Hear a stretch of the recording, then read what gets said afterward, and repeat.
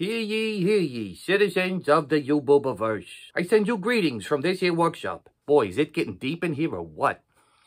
Anyway, I wanted to say a little something about how to tell people the truth.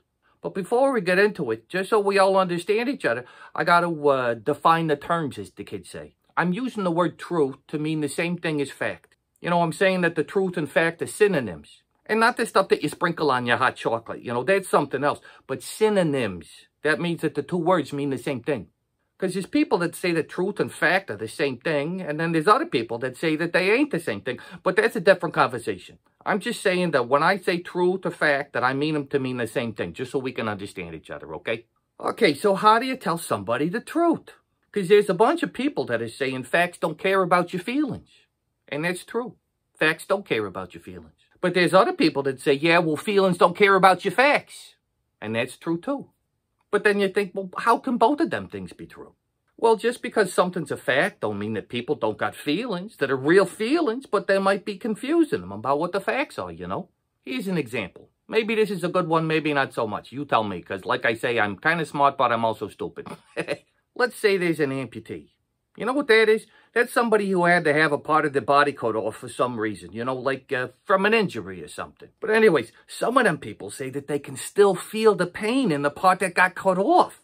It's called phantom pain. So let's say that some fella had to have his right hand amputated, right? And he goes to the doctor and he says, "Doctor, I can feel this sharp pain in my right hand and it hurts real bad."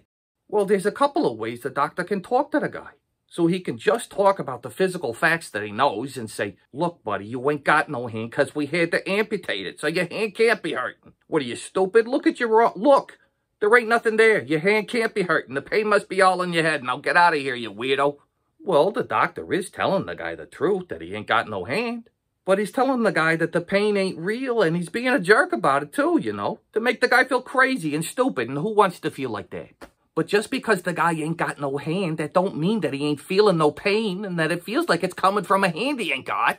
But the doctor could just focus on the guy's feelings and say, "You know what? Maybe you're right. Hey, maybe your hand ain't really gone, huh? Yeah, maybe the real problem's with your eyes, huh? Yeah, how about that? Maybe something happened to your eyes that makes them think that your hand ain't there no more. Because if you're feeling pain in your hand, it must be there, right? I mean, how can you feel pain in a part of your body you ain't got? Maybe we'll have to retrain your eyes so they can see your hand again. Don't worry, we'll get it all taken care of." So the doctor believes the guy is feeling pain and he treats him real nice. But he told him something that ain't true because he was just dealing with the guy's feelings. His physical feelings and his emotional feelings. But remember, I said that facts don't care about your feelings and feelings don't care about your facts, that they can both be true. Well, what if the doctor said something like this? "Listen, I believe that you're feeling pain, but you're wrong about the source of the pain. You think it's coming from your hand, but you ain't got no hand. So we got to figure out the true source of the pain. Maybe some wires got switched around in the end of your arm or in your brain or in your spine or something, but not in your hand because you ain't got one no more. Maybe we can find where the problem is and fix it so you don't feel no more pain. Maybe you'll still feel the pain, but you're going to have to learn how to accept that it ain't coming from your hand. But I'm going to do whatever I can to help you, okay?" You see, if you just focus on one thing or the other, then that ain't a real good solution, if you ask me. But if you take both things into consideration, then that seems to work out a whole lot better. You know, you could even find this idea in the Bible, too. Yeah, the Apostle Paul talks about it in 1 Corinthians 13. A lot of people call that the love chapter. He talks about charity.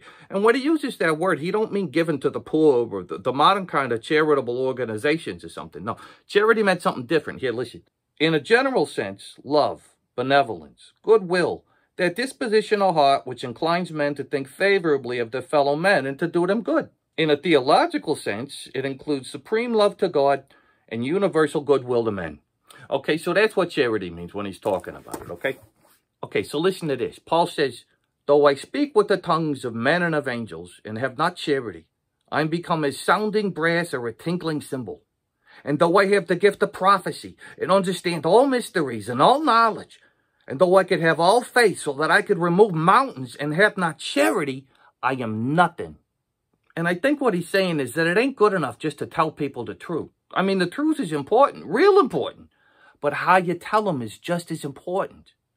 I think that he's saying that you could be 100% right in everything you're saying and believing. But if you use the truth as a cudgel and you bash people over the head with it and you tell them that they're stupid and worthless if they disagree with you, then whatever you're saying ain't going to amount to a hill of beans. And I think this applies to anything you talk about.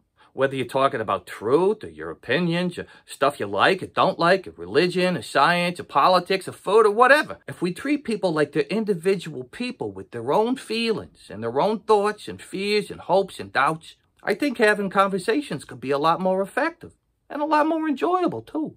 You know, something I've been trying to do a lot more of is listening to people. I mean, really listening to them and trying to ask more questions and try to get to know them better, you know, like finding out what's rattling around in their noggins. Because I think a lot of times we think we know what somebody else thinks about something, and then we argue about what we think they believe, and we could be all wrong about it. You might be having a real nice conversation with some guy, and then you ask him, hey, you like baseball? He says, sure, I like baseball. Who don't like baseball? And you say, well, what's your favorite team? And he says, oh, I'm a big Yankees fan. So you say, oh, then you must like this guy and this guy. And I suppose you like that stupid coach they got and that lousy catcher. And the guy says, wait, I never said that. Oh, I get it. You must be one of them Red Sox loony birds. And you think this and this and this. And then the both of you scream back and forth at each other for the next 2 hours. And then when you're done, you never speak to each other again. Just because neither one of you was really listening to the other person. Both of you got all wrapped up in the rivalry between the two teams. And all you saw sitting across from you was an enemy out of the pit of HE double hockey sticks. And so now what do you got? You got a nice, freshly brewed enemy who you don't even understand, when you could have had a nice new pal to go to games with if you would have found out why each one of you liked the teams. You might say, oh, that one guy, I know you don't like him, but when he hit that grand slam the other day, oh, you got to admit, that was something beautiful to watch. And then he might say, yeah, you're right. That really was something else. I got to admit that. I still like my team better, but yeah, that was a nice one. And that's just baseball, you know, but you could do that when you talk about just about anything. Because lots of people are screaming at each other about a bunch of stuff that's a whole lot more important than baseball, you know. But that don't mean that you got to agree with everybody about everything on every subject. But we can learn how to disagree with each other without always thinking that the other person is the spawn of Satan or something. But I hear people, other Christians, trying to say it's okay to fly off the handle on the real important stuff because Jesus himself got all upset in the temple and he knocked over the tables and he made a whip and he chased people away with it. Well, they're right. That's true. Jesus did all them things in the temple. And I think that's the key to the thing. He did it in the Jewish temple. He could have done it in the pagan temples, you know, or to the Greeks or the Romans, people who didn't even believe in God as Father. But he did it in the temple. He got upset with people who should have known better and who said they knew better. They were supposed to be an example to the world, and they said they was worshiping the one true God. But they turned the place into a marketplace, and they made a mockery of the whole place. They should have known better. You know, your parents are going to be more strict with you than with the buddy of yours that's playing with you. They might tell your pal, hey, we don't behave like that here. You got to go home now. But then they turn to you and they say, all right, young man, you're grounded for a week and you're getting a spanking. I could be wrong, but I think maybe that's why Jesus treated other people differently. He still told them the truth, but he was more patient with them and more compassionate toward them because they didn't know better. You know what Jesus said about how we should treat people? Here, in Matthew chapter 5. Ye have heard that it hath been said, and oh, no, that's not the right place. Where is it? Oh, here it is. Ye have heard that it hath been said, thou shalt love thy neighbor and hate thine enemy. But I say unto you, love your enemies. Bless them that curse you, and do good to them that hate you, and pray for them which despitefully use you and persecute you, that you may be the children of your Father which is in heaven. For he maketh his sun to rise on the evil and on the good, and sendeth rain on the just and on the unjust. For if ye love them which love you, what reward have ye? Do not even the publicans the same? And if ye salute your brethren only, what do ye more than others? Do not even the publicans so? And a publican was a tax collector, see? So even if other people want to play dirty and say and do all sorts of nasty things to you, well, then that's on them, you know. You don't got to do that. But especially if you're a Christian. As Christians, we got a different set of marching orders. We can't do that because that ain't the right thing. But I heard people say, well, I tried doing the right thing, but it didn't work. I still lost the battle or lost the argument. The right thing didn't work. Oh, the right thing didn't work. Oh, okay, well, then do the wrong thing. Now the wrong thing will be the right thing.